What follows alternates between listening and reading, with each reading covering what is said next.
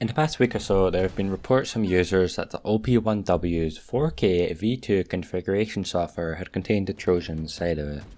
This issue was first reported on Reddit on the 17th of July, where a user was reporting that they had installed the software and then they had been infected with malware.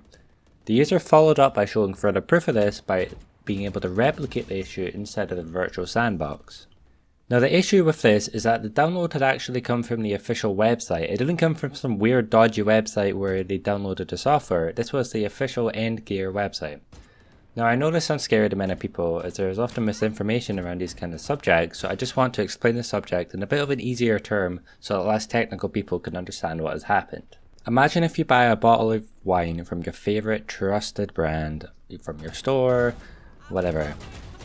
You expect it to be safe, but what if somehow, before it even reached you, someone had snuck a bit of poison into the bottle, right at the factory perhaps? You drink it thinking that it's fine, but you'd be getting something harmful.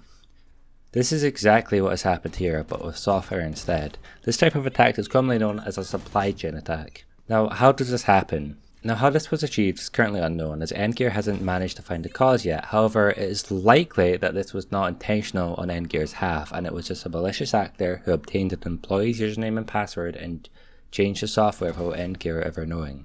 Now, the malware itself seems to be a form of malware called Xred. Think of it as a spy that once inside your computer can do a few very intrusive things. It can record everything you type on your keyboard, which means it could potentially steal your usernames, passwords, credit card numbers, and other information. It allows attackers to connect to your computer from afar, allowing them to take control of your PC. Now, while this second point sounds really scary, in most cases the attacker isn't going to do this and they're just trying to steal your usernames and passwords. Now, what do you actually do if you've installed the software, if you've downloaded the software? Now, Endgear stated that the compromised file was distributed between the June 26th and July 9th, specifically from the OP1W 4K V2 product page. If you do know that you've downloaded the file between this time, there are a number of things that you can actually do. The first thing you can do is check your downloaded file. Now, the infected file, if you right click on it and click on show more details, it'll be named Synapse Point and Device Driver as the product name.